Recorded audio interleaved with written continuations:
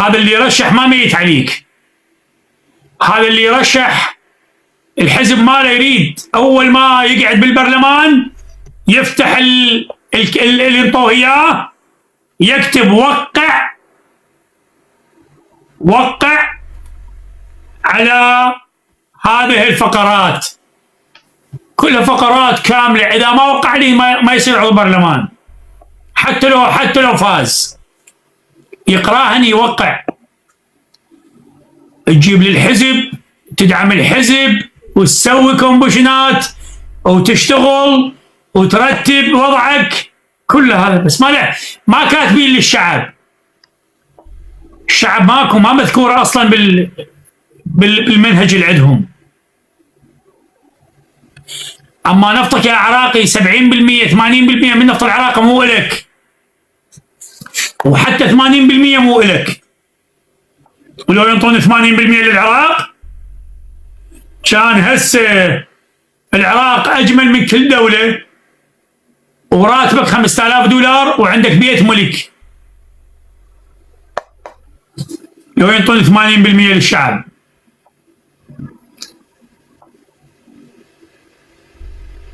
وهل شفتوا انتم كل واحد من ذولا ملكيته تتجاوز 200 300 مليار؟ هذا اصغر واحد.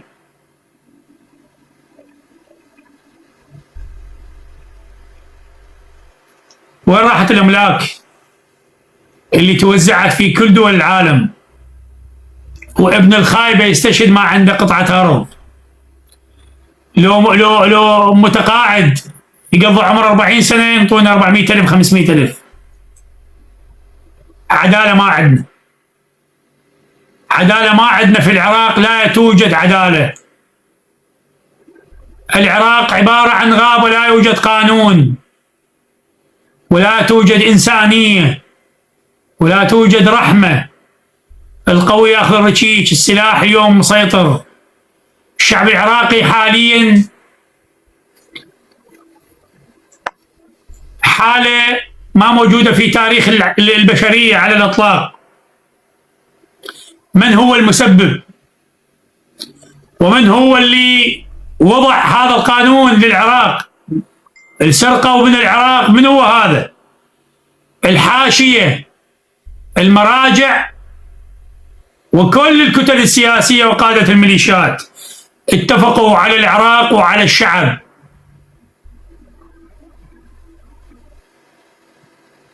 للهيمنة والسيطرة على العراق.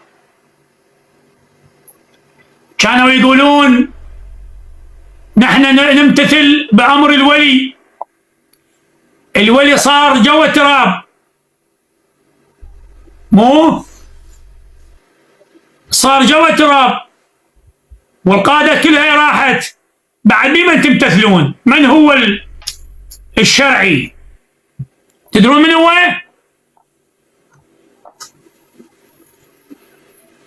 هذا الشرعي. هذا كذوبة. مثل ما قالوا احنا الفتوى الجهادية والسلاح ما نسلمه. هسه اللي انطاكم فتوى ما ندري بيه منين. من هو؟ راح صرح لكم قال لكم سلموا سلاحكم، خلص الحرب.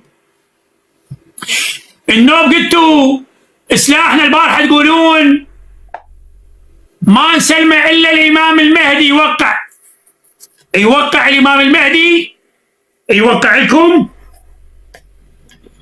يلا نسلم السلاح. زين، الامام المهدي عليه السلام ما سلمكم سلاح هو وسووا معاهده وياكم،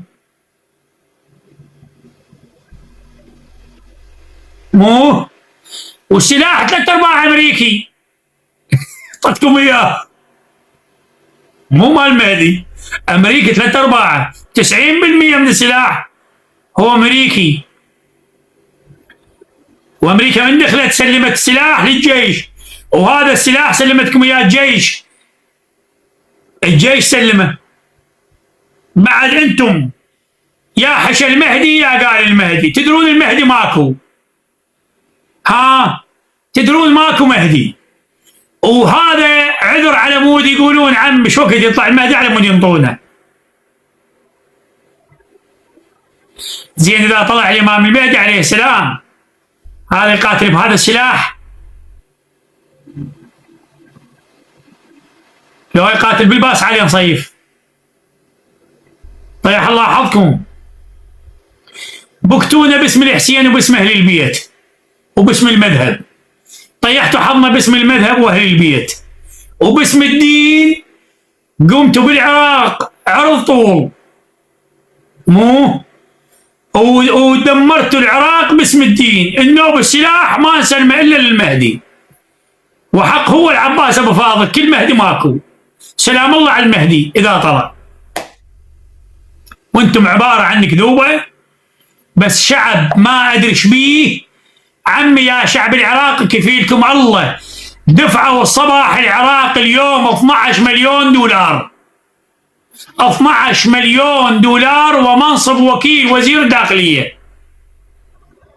بس اترك وقعد، واذا تريد نحسب لك مع اقرانك فريق وهويتك نكملها وراتبك يجيك لالمانيا، واخذ لنا 12 مليون دولار واسكت. اذا سكت صباح العراقي راح يبقى السلاح ما يسلم ولا فاسد راح يعتقل، وراح تبقون على هذا المبدأ. قسما بالله اذا صباح ترك وقعد راح تبقون اتعس من هذا الوضع. قسما بلا اله الا الله. دفعوا 5 مليون لقتل صباح ما صارت، دفعوا 12 مليون لصباح عبال صباح يمشي بالاموال. صباح اختار الوزاره اللي تريدها.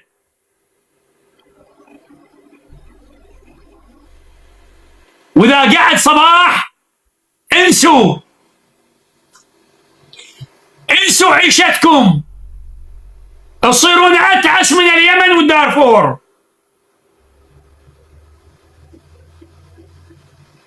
اللهم اني بلغت من اقول تكاتفوا ساندونا. ترى صباح تعبت يوميا، جايين من كل الدول عراقيين ضباط كبار حقهم، ما لقوا لهم واحد خير وطني. افتروا وما لقوا، قام كل مجموعه تجي الصباح.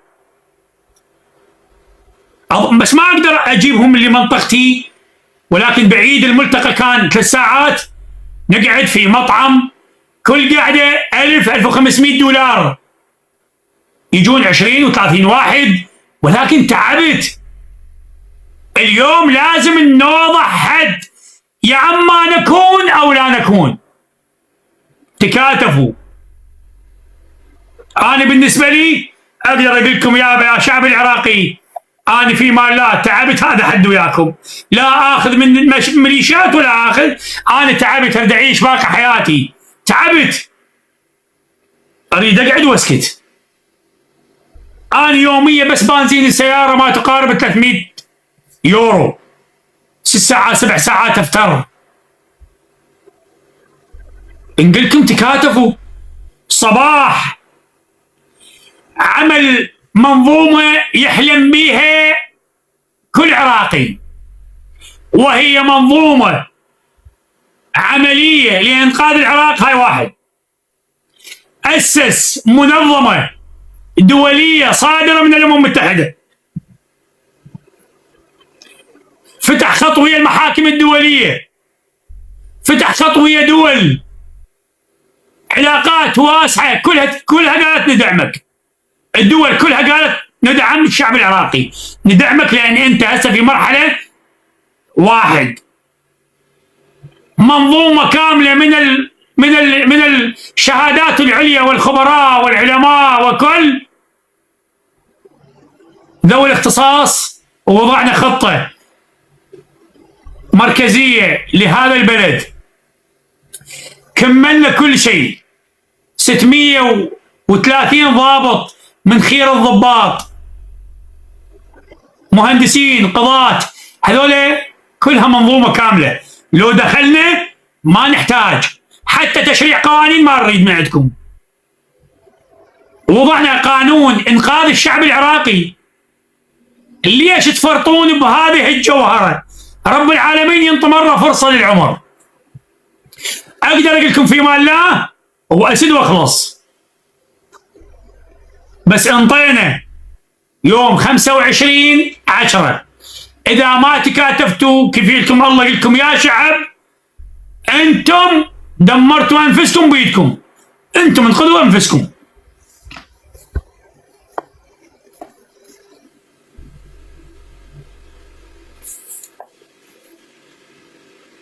هذا اللي عند صباح العراقي، كفيلكم الله نوم ما نايم، لا انام مثل البشر ولا اكل مثل العالم مرتاحه، قسما بلا اله الا الله.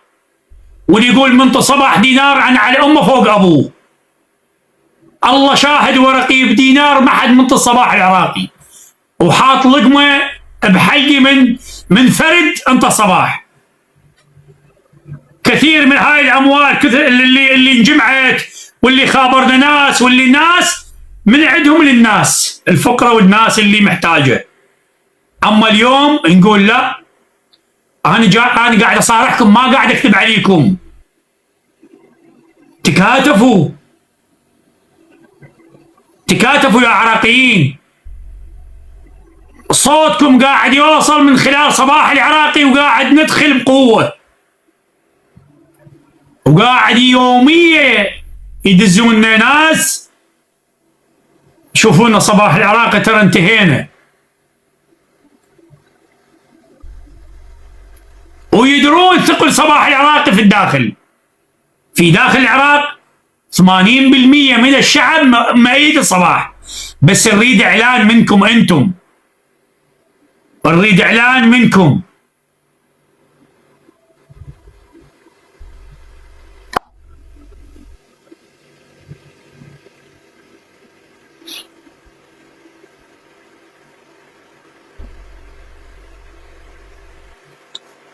فيا شعب العراقي، والله العظيم ناصح لكم اني، وجاي اخلصكم من هؤلاء. والله العظيم نخلص، قسما بالله نخلص. الدول معانا، تأييد الدول معاي، تأييد الدول العربية معاي، كملنا كل شيء. تكاتفوا. انتم تناشدوني سجناء، كم مره حكيت، واكثر من مليون سجين، مليون سجين، وكل سجناء عندها عوائل. لو يطلع مليون واحد يأيدنا وينشر ويسوون صفحات، مليون صفحه، كان احنا من زمان خلصنا. بس انتم مظلومين، وانتم ظلمتوا نفسكم، لا حد يناشدنا بعد. عجيب امركم انتم. الشهادات العليا بيهم اكثر من مليون، سجناء بيهم مليون، صباح ناشديننا. ما تطلع، ما تسندني. نايم وتعال احكي لنا صباح، طبخ مرض اذا تبقى هيج.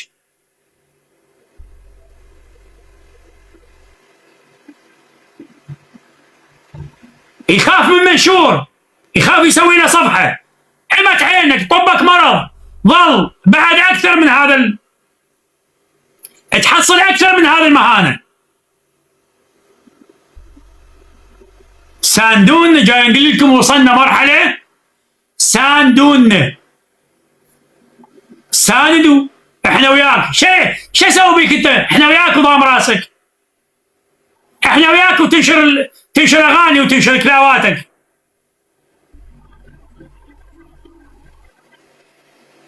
انت وياي وما نشر لك منشور.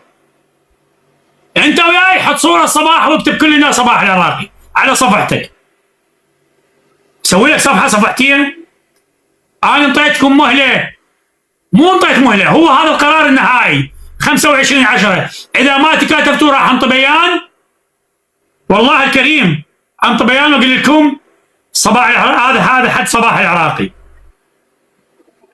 زين، فلا تخلون انتم نايمين وتريد واحد يدفعك، نايم وتريد واحد يحط بحلقك، جوعان وتريد واحد يحط بحلقك. ما يصير هيك.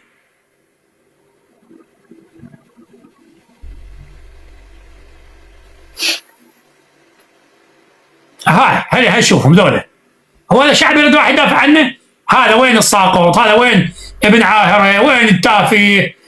ما عندي شيء ترى. باكر اقول عمي شو حولوا لي 12 مليون دولار، خلنا ناخذ لي مزرعه هنا بيها فيلا، واخذ لي افتح لي شركه واقعد وانا ارجع المعد. هاي انتهى كل شيء خلاص.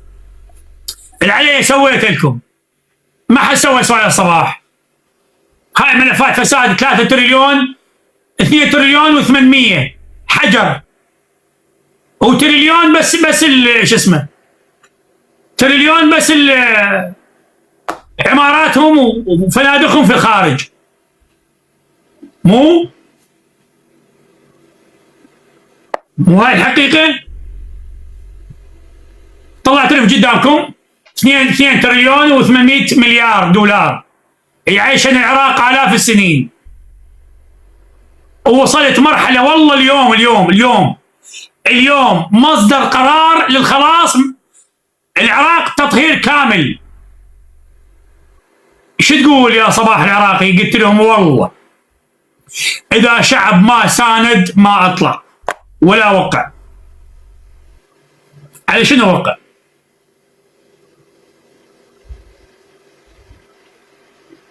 لا تخيبون الشعب، ما طلعون لعب، ما ساندونا،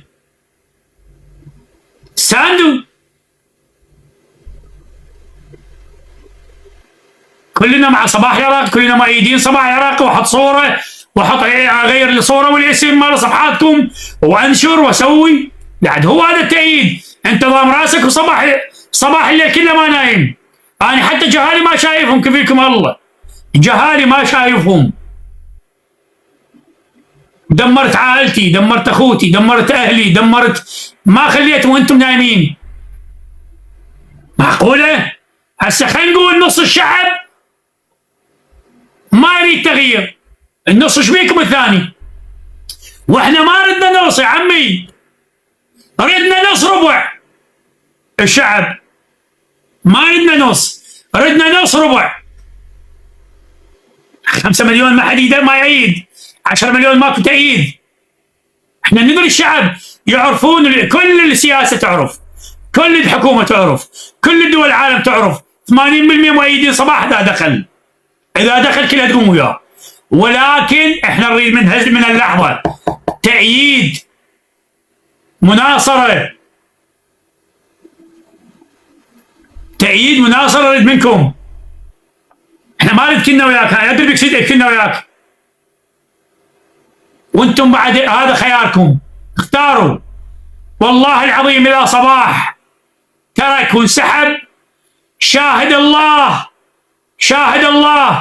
ثاني يوم راح تسمعون، ثاني يوم راح يعلنون الميليشيات ويستعرضون بالشوارع. كفيلكم الله، ولا سحب سلاح ولا تطهير مناطق، وراح تصيرون عتعس من دارفور. احنا واقفين، لا عبالكم بس صباح قاعد هنا وواقف سكينات خاصره، لا يعرفون الشعب العراقي. اكو قضاة، اكو ضباط كبار ويا صباح وخايفين، نعم خايفين، وضباط بالجيش العراقي الحالي، وقادة بالجيش العراقي الحالي، وبالداخلية ضباط مع صباح، وقضاة ومحاميين ومهندسين وكفاءات. من هاي خايفين ترى، ما خايفين منك انت الشعب العراقي، خايفين من المنظومة اللي موجودة حاليا تعمل معاهم. عرفوا الاعداد ايش قد.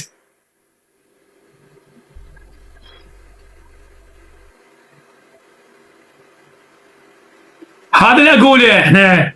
ويعرفون صباح شنو وين وصل للخارج، بالخارج يعرفون، عندهم لوب كامل بالخارج، يعرفون صباح لوين وصل بالامم المتحده ولوين وصل بالمحاكم الدوليه، ويدرون صباح عنده ملف يطيح حظهم ويخليهم تحت الارض. كل فعايلهم على الصباح، كل اجرامهم على الصباح، كل ملفات الفساد على الصباح، كل اغتصاب النساء والسجون على الصباح، كل تعذيب السجون على الصباح، كل المقابر الجماعيه على الصباح. يعرفون، وهو هذا اللي كاتلهم، او خايفين وحق لا اله الا الله، خايفين صباح يتكاتف ويعتلف مع السيد مقتدى صدر. والبارح اجتماع القادة الميليشيات، البارح اجتماع قاعدين قالوا اذا صباح تكاتف ويا السيد مقتدى، انتم يا الميليشيات اقرا على رواحكم السلامه، بعد ما حد يشتريكم بقندره، ننتهي رسميا. وفعلا ينتهون. بس انا ما عندي لا تحالف هسه ولا ائتلاف.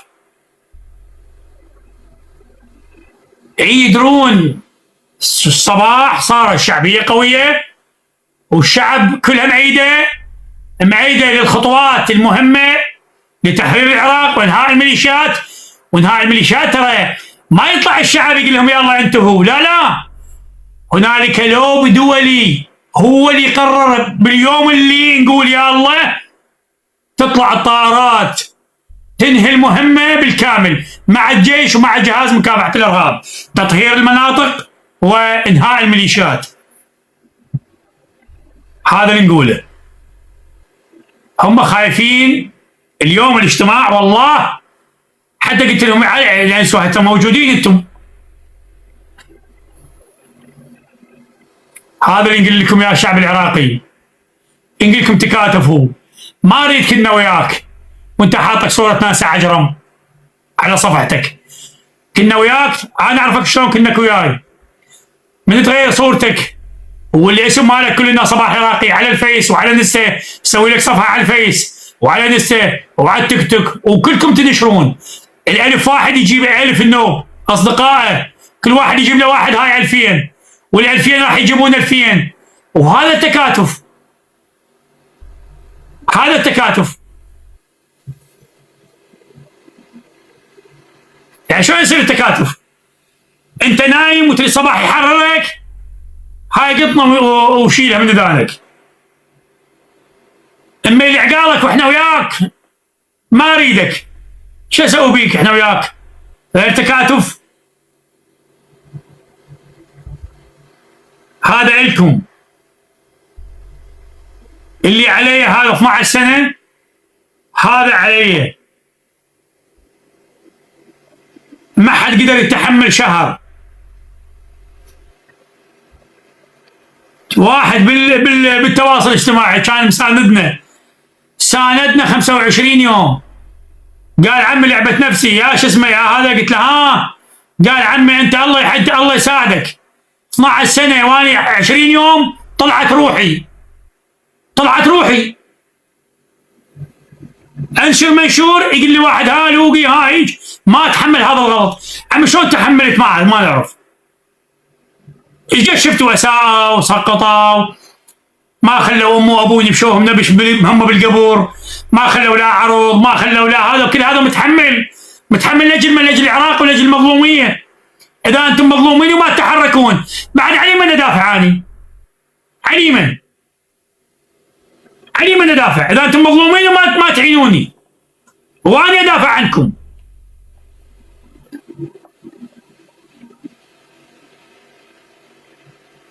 فهذا مو يعني ما نعرف احنا شو نقول لكم، ساندونا.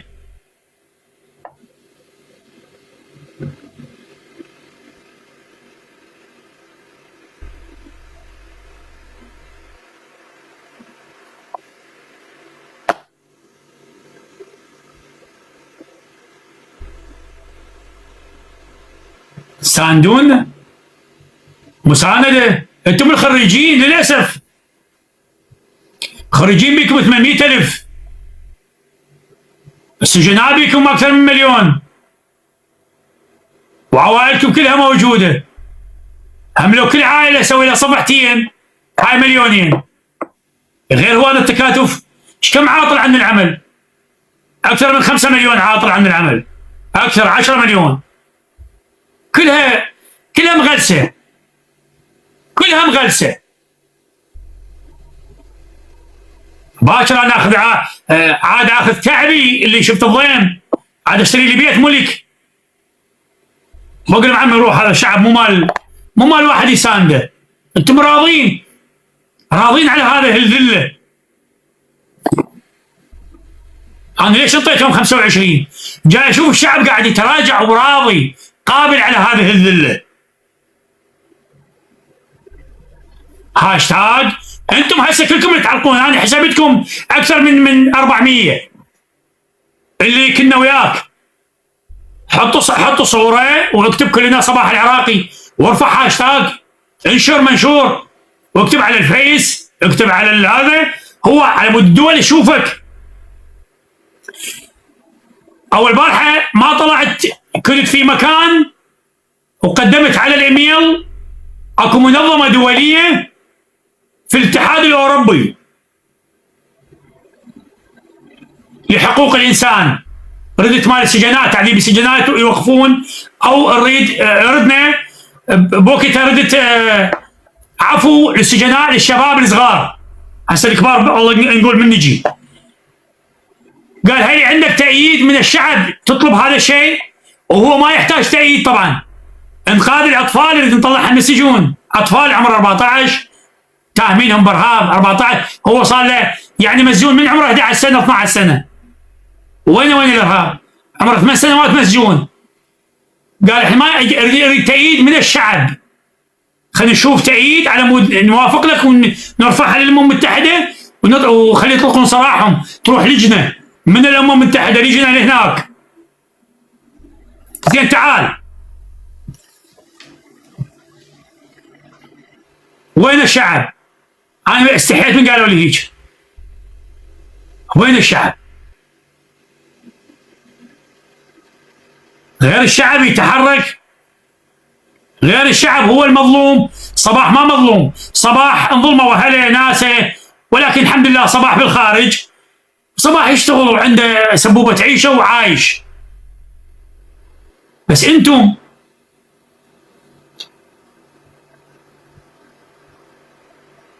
خلينا نشوف. انتم هسه اللي كتبتوا كلنا وياك، غير صورتك واكتب على اسمك، على اسم الصفحه كلنا صباح العراق. خلينا نشوف. هي هاي المسانده، لا اريدك تلزم تفقتك، ولا اريدك تطلع بتفقه، ولا اريدك تعارك، شغله بسيطه.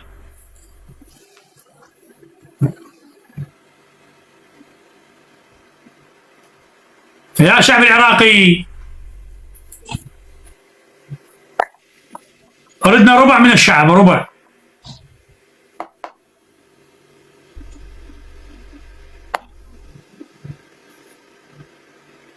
أنا من كنت في العراق والله ما طخيت راسي، والله قاتلت من أجل المظلوم، والله وقفت بعيونهم، ومن طلعت ما غيرت مبدئي،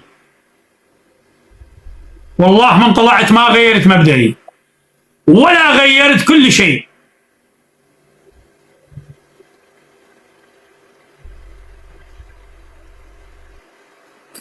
مؤتمر ردت اسوي مؤتمر كبير في الامم المتحده، اخذ القاعه، والقاعه لازم تسوي دعوات للسفراء وحقوق الانسان، وتسوي دعوات لكل من يجيبهم الدعوات. المنظمه تسوي دعوات وتجيبهم، تستقبلهم من المطار، لازم تأجر سيارات الراد لنا بال50 70 الف يورو. منين يجيبها؟ منين اجيبها؟ منين نجيبها؟ هذا المؤتمرات قلت لهم عمان منين اجيب هذا من عدا اللي يراد لهم ماء، وراد لهم اكل، وراد لهم شرب، وراد لهم ضيافه. مو هينه. انا روحات للمحاكم الدوليه كل روحه 8000 10000 يورو، كل هذا ما يخالف، ذيك كلها مشيناها، اسسنا منظمه ووقفنا على حيلنا وصرنا شوكه بعيونهم. ولكن اللي هنا نقول لكم يا عراقيين اصحوا، هم إلكم وهم باردين ونايمين، هذا مستحيل. وندور تعيين من صباح يساندنا. وصلت الخلاصه. قسما بالله وصلت نهائيا، قسما بالله وداعت أطفالي، وصلت مرحلة أخلص العراق بالكامل، وحقه هو الله وكلام الله، وهذا قسم. وصلت مرحلة خلاصة العراق انتهت، ولكن مهلة الشعب العراقي، نريد مهلة الشعب العراقي، نريد مساندة. إذا ما ساندتوا صباح العراقي راح أقول لكم أني في مال الله. هذا حد وياكم، وأني أعتذر وأنسحب، ولكن لا أساوم ولا أطخ راس ولا أجامل ولا أبيع ضميري.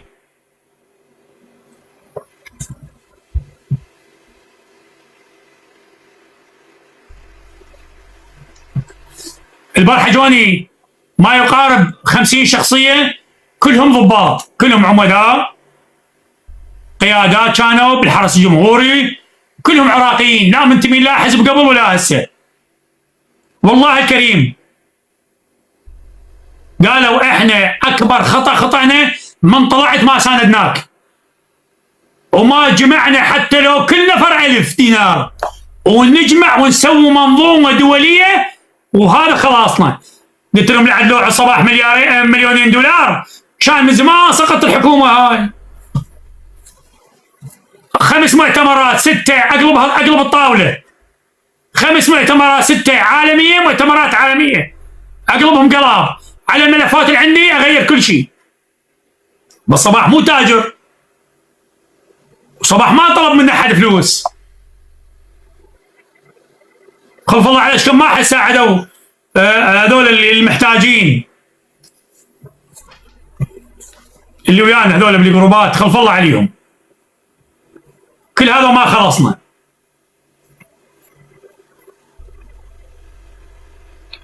لا انا ما متردد، انا باقي على كلمة الحق باقي، ولكن انتم ساندونا.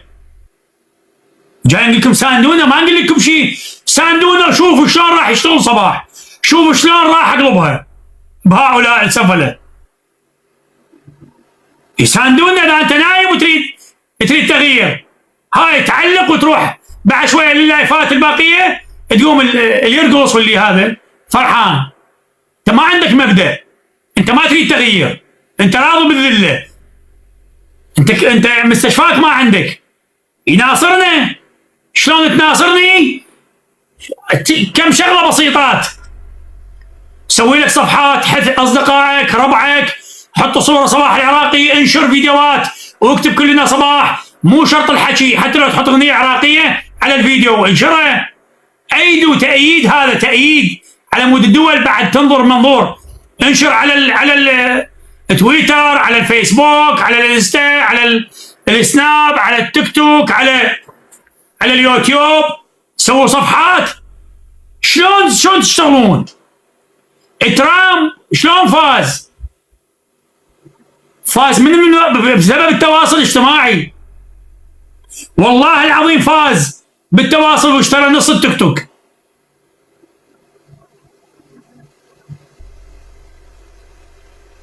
شلون فاز هو اليوم الاعلام فوق كل شيء. تريد تغيير؟ ساندني وشوف شلون التغيير يصير. هسه ما جاي يطلب منك فلوس، ولا جاي يطلب منك سلاح، ولا اقول لك تعال جيب لي طياره. مساندة. انتم تريدون الخلاصة. كل من يريد يخلص ويعيش بكرامة ويعيش براحة ويرجع حقوقه ويصير عنده مستشفى وكهرباء ومي ومدارس وعنده بيت، ساندونا. ترى 12 مليون دولار حلوة، بس أنا تخسر 12 مليون، هذا مو ثوبي. وإذا أريد آخذهن والله الكريم افتح كاميرا وياكم واستلمهن واقول لكم شوفوا انا اهلا استلمتهن من الذيول، من السفله، هيك احكيها.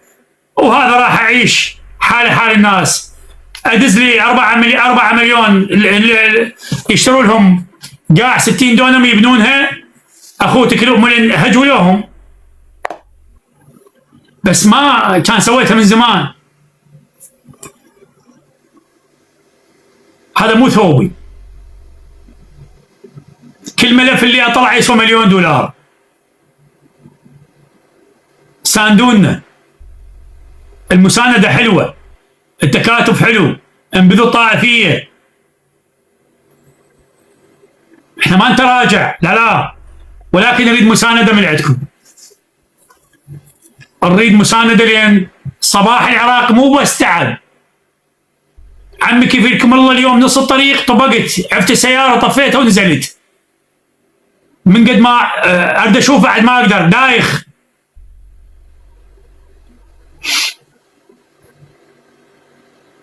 ترى اقل مشي بالسيارة من 300 كيلو الى 800 كيلو.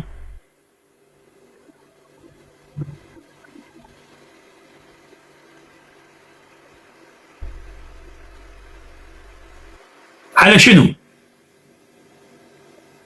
الله سبحانه وتعالى مدنا بكل شيء، ولكن جاي نشوف الشعب العراقي مزجوي. ما عندك صبر، ما عندك ايمان، ما عندك كلام، ما عندكم كلام، ما عندكم وفاء. نحكيها بالقلم العريض، ماكو وفاء، ما قاعد توفون وياي، ما عندك مبدأ. هو شنو المبدأ والعقيدة؟ عقيدة الكلام ترى، المبدأ من واحد يعاهد، من يقول وياك يعاهدك انتهت. هاي المعاهدة اريدها منكم، ساندونا ساندونا. ما اريدك تصعد، كلنا وياك، وش اسوي بيك؟ حاطك اصاله نصري وش اسمه، يعني شو اسوي بيك؟ لا ناشرك منشور، لا مسوي لك شغله، لا منتقد لك فاسد، لا محاط لك كل شيء ماكو. شو اسوي بيك انت وياي بس قدام العالم؟ ماكو هيك.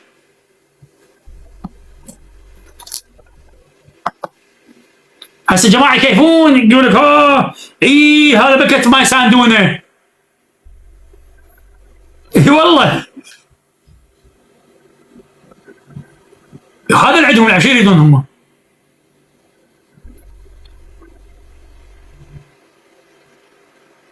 شلون الله سبحانه وتعالى يغير حالكم؟ غير تغيرون بداخل انفسكم. شلون؟ اذا انت بداخلك راضي بالذله وتجامل وتجي باللايف كنا وياك، هاي شيء هذا تموت احسن لك. اي ما عندك مبدأ. واحنا دعينا كل العراقيين، قلنا كل عراقي حر شريف. المظاهرات لو تطلع للصبح مظاهرات تهوس ما راح تغير، كفيلك الله. لو تطلع تظل تطلع، لو تنصب خيم وتظل 100 سنه ما راح تغير. التغيير هنا. نعم التغيير بالخارج. الخارج ما يشوفك. ترى انتم هاي مظاهراتكم، هاي اللي صار بالعراق، ترى بالخارج ما حد يشوفك. الدول هاي مو بحالك، لان ما عندهم تواصل ينفتح مع العراق. بس احنا العراقيين نتابع العراق. هنا ما يدري بيك، هنا ما يشوفك. ايش تاكل، ايش تشرب، عندك كهرباء، عندك مستشفيات، ما عندك، يبوقك فلان، المسؤول يبوقك، تلبس لباس ذهب. هاي مو بحالك، ما يشوفون هنا. بس احنا بنقول لهم تعال شوفوا، هاكم شوفوا، هذا جنونه.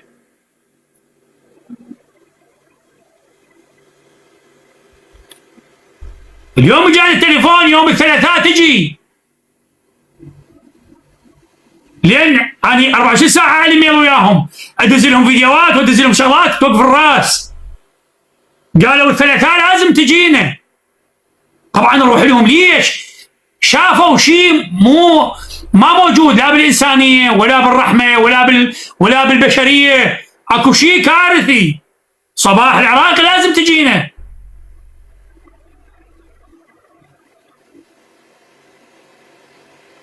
ليش؟ صباح شوفهم، انطاهم دليل. لازم اروح يوم الثلاثاء، وهاي تدرون ايش كم ساعة؟ والله الكريم روح 11 ساعة وجاي 11 ساعة. مو هينة، مو هينة الروحة. وكل روحة أمانة الله لازم أبات على الأقل أروح أبات قبل لا أجي أهم أبات. ما أقدر، ما أتحمل هذا الطريق بالسيارة. شنو أني هاي 11 ساعة بدون توقف؟ يراد أقل شيء، أقل شيء 1000 يورو.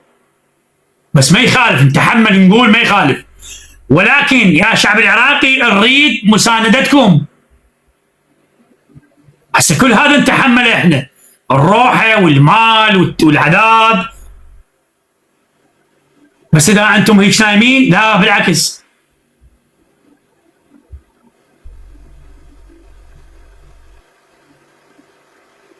عزيزي زلمه، ماكو لا 45 مليون ولا حتى مليون. انت تقول لي ما له علاقه بالكلام هذا، انا اعرف وراي ايش قد. والله اذا ادخل العراق 80% من الشعب العراقي. ولكن نريد هسه من عطب، من ادخل اقول لهم الشعب اني ممثل، اني جاي ادافع عن شعب مظلوم. يابا وين الشعب المظلوم؟ غير اشوف الشعب المظلوم، غير يشوفون الشعب المظلوم وينه. مو وين المظلوم؟ المظلوم كيف يهنجل هسه على هاي الوضعيه؟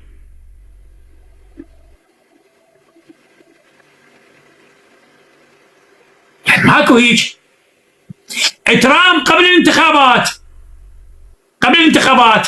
ترامب قبل الانتخابات مالته بشهر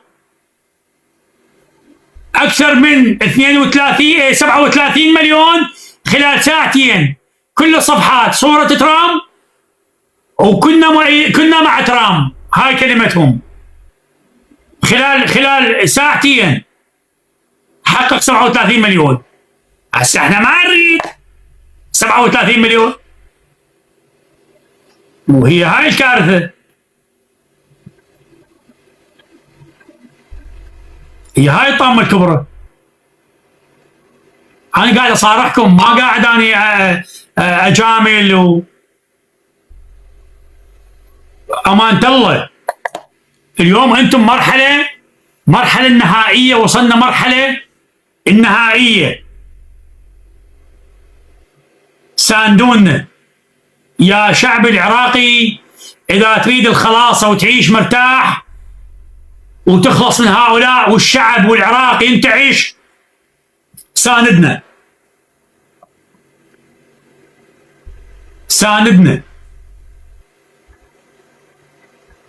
وارفعوا هاشتاج كلنا مع صباح العراقي.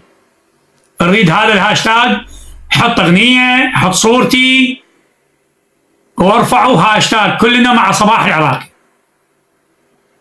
عندكم منظمه تدافع عنكم في دول العالم، عندكم صوت حق ومنظومه كامله من خيره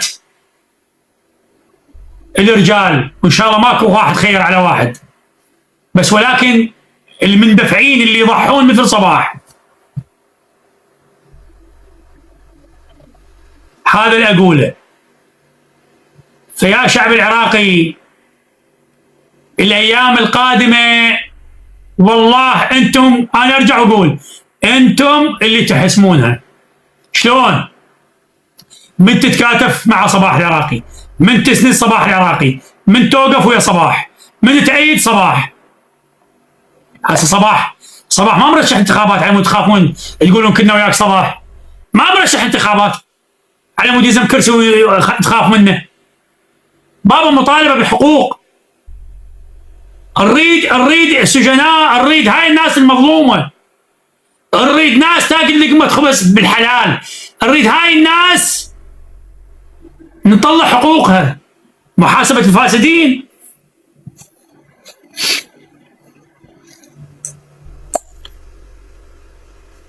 ترى الثلاثاء راح اتحرك، بس منا للثلاثاء هاي يومين لكم نريد منكم، نريد التواصل الاجتماعي بالعراق والخارج يشتعل. هذا اللي اقول لكم بيه. لان هالمره الملفات اللي راح تروح يعني راح تطيح بيها رؤوس كبار. اي نعم.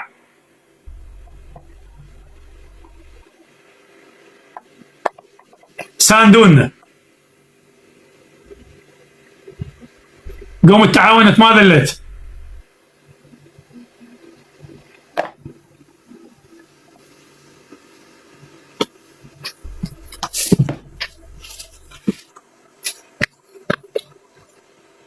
الشعب 70% 80% مظلوم.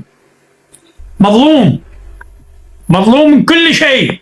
ابسط حقوقه ما عنده كهرباء، لا مستشفيات، لا كهرباء، لا. وشفتوا انتم البارحه طلع ابن هيبه الحلبوسي، شفتوا 4 سيارات مصفحه ما عدا السيارات اللي وراه.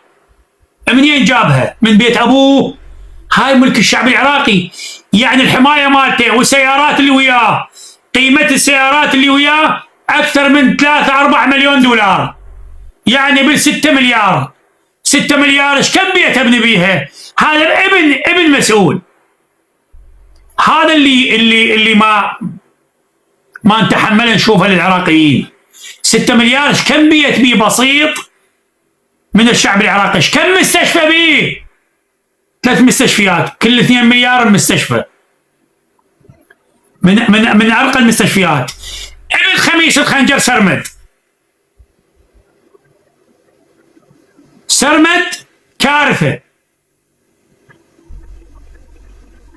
ماخذ تعهد كل المستشفيات في العراق مال شركه التنظيف والكلاوات هاي مالتهم، شهريته 120 مليار دينار. 120 مليار. وهذا الشعب هل يشوفونه؟ شوفوه الشعب العراقي. الحلم مال الشعب العراقي صار 100,000 مال رعاية اجتماعية. 100,000 الحلم. وهنا نام كرم السامع الكلب باوروبا ياخذ 250 يورو ما يعادل 400,000. الكلب باوروبا. حمت عيونكم. حلمك 100,000. ونقول لك ساندنا الخلاصة وصلت.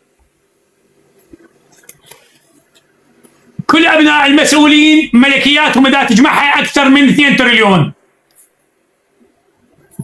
أملاك أولاد المسؤولين يعيش العراق 100 سنة ما عدا المسؤولين. سيارة حمودي ابن المالكي، السيارة مالته ذهب قيمتها 120 مليون دولار، فراري. يعني سيارة حمودي تبنى 12 مستشفى من أضخم المستشفيات في العالم. وانت قيس.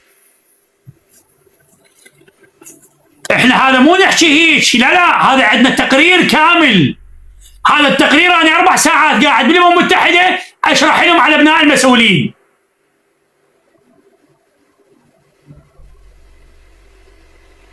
هو رئيس اعظم دوله بالاقتصاد، رئيس اعظم دوله، سيارتين وراه، سياره اللي يسوق وسياره السياره مو حمايه، بيها 2 مو حمايه. خاف تعطل هاي السياره او يصير بيها بنشر. هذول الاثنين اللي صاعدين بالسياره ذيك هذول يفتحون يبدلون، هم حمايه وهم يبدلون الشغله، خاف تعطل او يبدلون السياره. واحنا ما يسواله قندره 45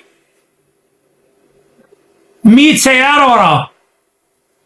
هذا ابو شقفه حاطه، هذا اسامه الكداني، هذا الساقط المجرم اسامه اخو ريان.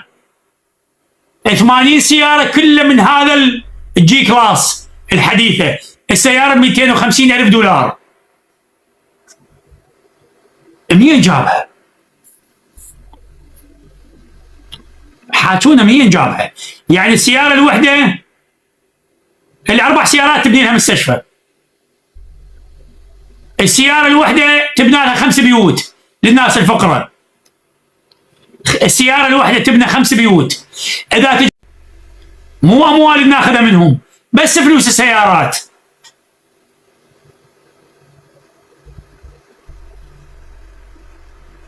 احنا وضعنا سيستم كامل لسحب كل الآليات. هاي أول خطوة نبديها في العراق. كل السيارات تنسحب وتنباع بالمزاد.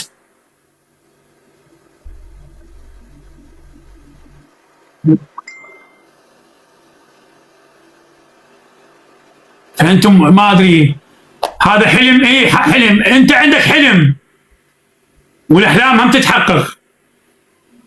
هذا الما بي خير والجبان والمو عراقي يقول حلم. بس إذا بيك حظ حط ايدك بيد الشرفاء وحقق الحلم.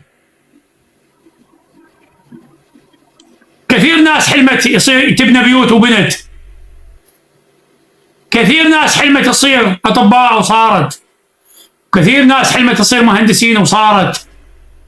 وكو مقولة زواح حديد الله يرحمها قالت أنا عمري 12 سنة وكنت أحلم أصير مهندسة معمارية، وصارت مهندسة، أعظم مهندسة في العالم. ليش الأحلام الله سبحانه وتعالى يحقق حلمك إذا أنت بيك حظ وتجهد. إذا تتعب وتجهد مثل ما أنا حلمت وقالوا لي فنك وقالوا لي شلون، هم حلمت أوصل وأسوي أسس منظمة وسويتها. وصلت مرحلة وأسست منظمة وقالوا لي حلم تحرر العراق، قلت لهم إن شاء الله. وصلت إلى تحرير العراق.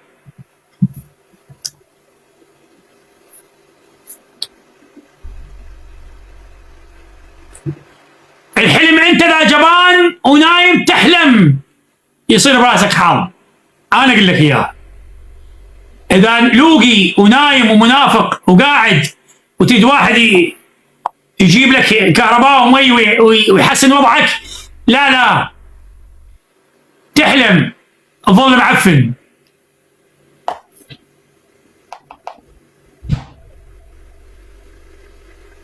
هذا اللي نقوله. وحياكم الله. انا شويه تعبان شويه وعلى مود ناخذ لنا كم واحد يسولف ويانا. ايه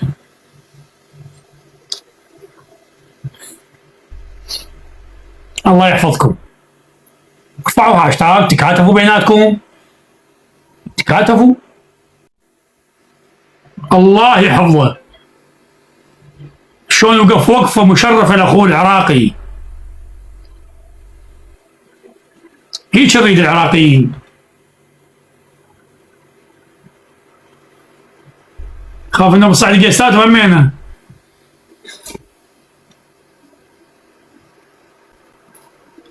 شنو هاي؟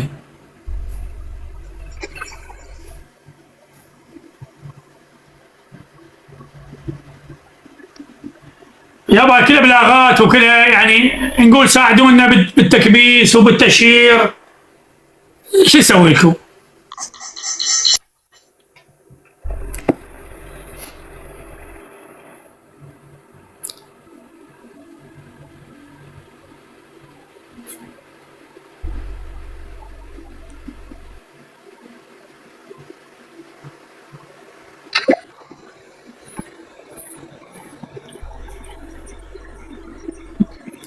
حياك الله استاذ شمس. السلام عليكم استاذ صباح. وعليكم السلام. حياك الله.